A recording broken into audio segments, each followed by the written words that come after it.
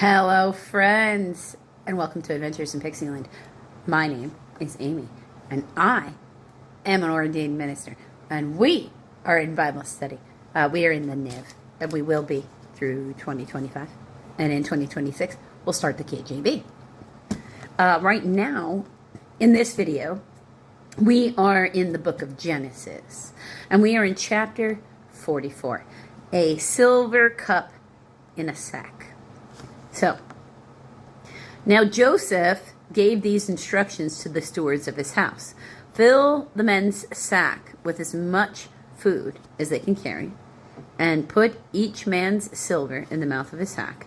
Then put my cup, the silver one, in the mouth of the youngest one's sack, along with the silver for his grain. And he did as Joseph said. So he's setting them up.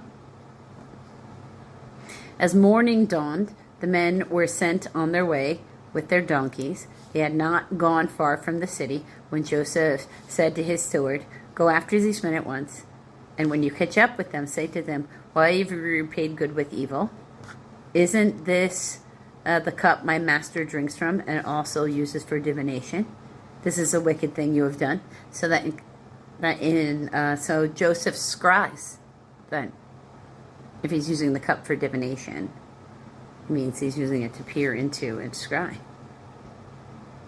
When he caught up with them, he repeated these words to them. But then they said to him, "Why does my Lord say such things? Far be it from your servants to do anything like that. When we even brought back to you from the land of Canaan the silver we found in the mouth of our sacks. Why would we steal silver or gold from your master's house? If any of your servants is found to have it, he will die, and the rest of us will become my Lord's slaves." That's not good. "Very well then," he said. "Let it be as you say. Whoever is found to have it will become my slave, and the rest of you will be free from blame." Oh, so he's just going to take Benjamin. Okay. Each of them quickly lowered his sack to the ground and opened it. Then the steward proceeded to search, beginning with the oldest and ending with the youngest. And the cup was found in Benjamin's sack. At this, they tore their clothes, and then they loaded their donkeys and returned to the city. Joseph was still in the house when Judah and his brothers came in. They threw themselves to the ground before him. Joseph said to them, "What is this you have done?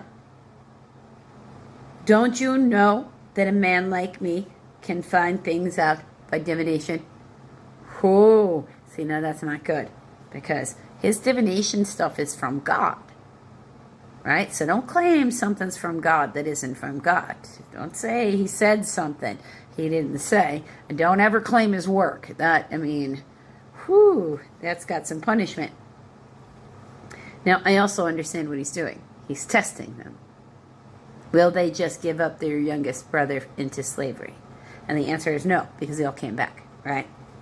"What can we say to my Lord?" Judah replied. "What can we say? How can we prove our innocence?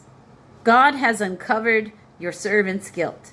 We are now my Lord's slaves, we ourselves and the one who was found to have the cup."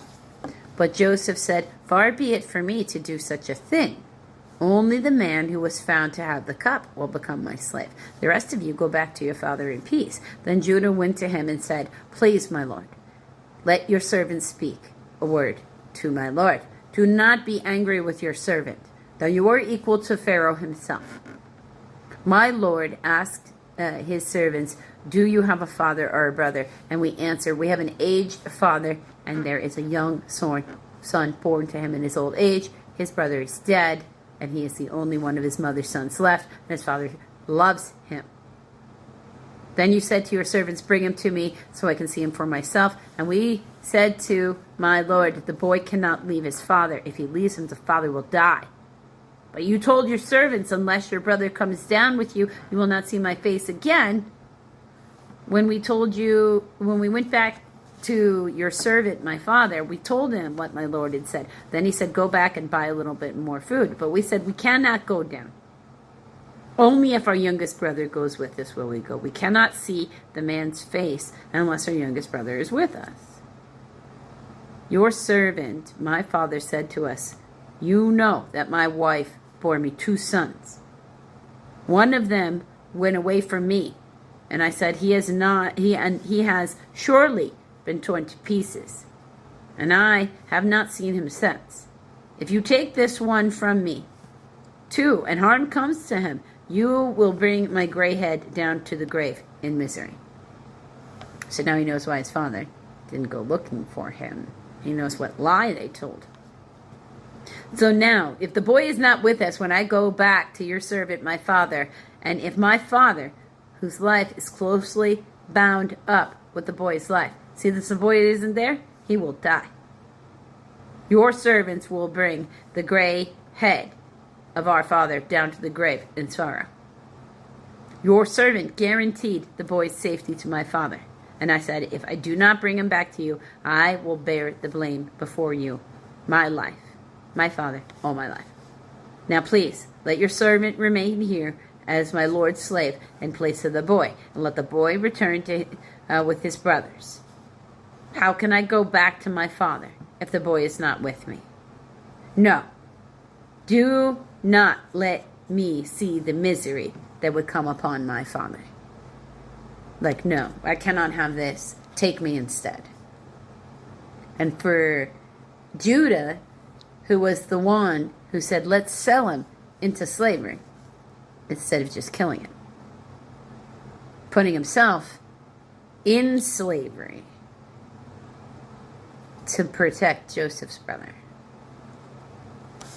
Some kind of lesson learned, right?